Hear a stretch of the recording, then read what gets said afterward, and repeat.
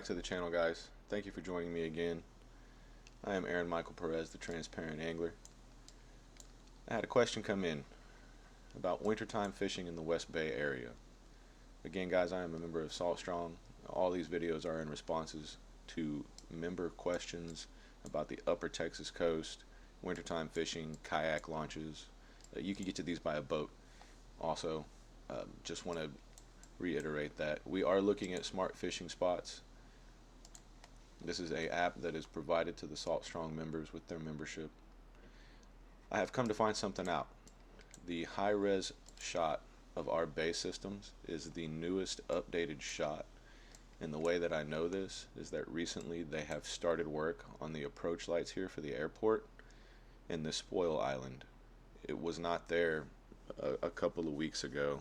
I've come to find out that this is the high resolution shot again. I've come to find out that this is the newest overhead satellite view of our bay system. They also just installed this break right here to stop silt buildup.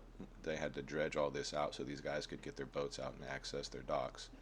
So I just want to let y'all know that the high res shot is the newest image of our satellite imagery over the West Bay area, upper Texas coast. I'm pretty sure that the shot probably goes all the way through the coastline.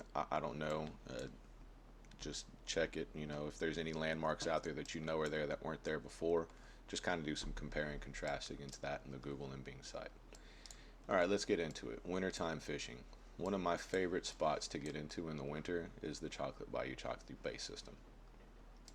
There's a lot of opportunities out here. In a kayak, it can be an adventure to get out here. It's a few miles. It's probably, here, let's do the tools on distance.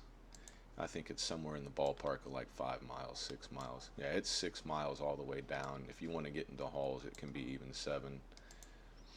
Yeah, 6.5, 6.6. So it's a pretty long journey. It's not undoable, but it will be a hard paddle or pedal if you do not have a propulsion system on your kayak. All right, so the water here usually stays pretty deep. You have a good channel cut that goes through here. Lost Bay holds decent water in the winter, 2 foot, 2.5 foot. The last time I was out here, it was super cold, and we were catching trout on either side of this island right here. As the tide was falling out, the wind was coming kind of out of a northeast section. We were posted up right here on the outside of this, just pulling trout out of the water left and right. We had 3 or 4 kayaks lined against this, and this is about 5 foot of water, 6 foot of water right here, and then drops off to 8, and then drops off again to about 17, 18, if not deeper in some spots. But we were catching trout right here on paddle tails. Darker presentations out here because this water does stay really mucky. They call it Chocolate Bayou for a reason. I was throwing a gold digger. I had another buddy out here throwing a down south lures Texas roach, southern supermodel, not the southern shad, the bigger one, and we were doing pretty well with them. A lot of the times, if we're not finding them up here in Lost Bay, we'll move across the bay system down here, get to Grassy Point, hit the channel markers, and cut this cut right here. This is one first cut before you hit the bars, and then here's the middle of the channel. You can usually catch redfish around here, moving around between this area. Trout will stack up on it as well. Humble Cut's a good area, but if you're going to make the trip, I would go ahead and just bypass all of that. If you're in the kayak, it'll save you some time and some energy. Head out here to the new bayou area, over to the Narrows. This entire area right here is a little deeper.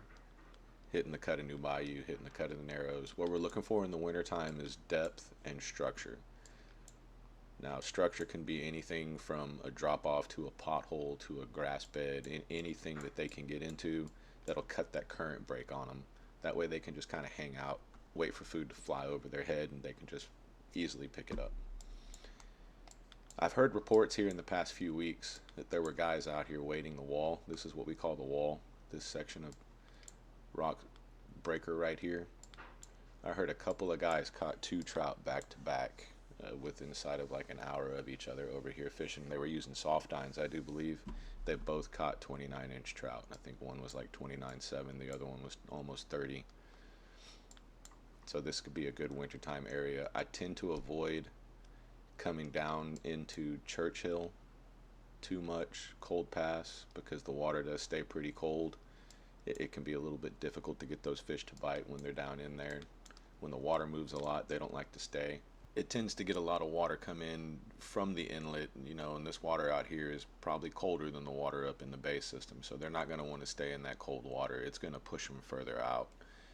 You might have some luck through tit tat running through here in the mud. Now when the sun is out, you're going to see fish out here in the mud sun, and they're going to find a spot they can get into that doesn't have a lot of water resistance, a lot of current movement.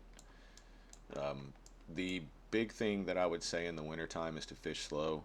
Be mindful of what you're doing. Don't get into a repetitious pattern of just casting and reeling and casting and reeling. Make sure that lure hits the bottom. Make sure you feel it. A couple of pops here and there. If you don't get any bites, then I would start picking my retrieve up, add a couple of more pops, be a little bit quicker with how I'm popping it instead of twitch, twitch, pause. Every few seconds I would start twitch, twitch, pause, twitch, twitch, pause, and see if they pick it up that way. That's about it for this one, guys. If there's anything else y'all want to know about wintertime fishing, please don't forget that I'm in the community. You can ask any questions you like, or you can ask me on YouTube, guys. Thank you again, and I'll catch you on the next video. Peace.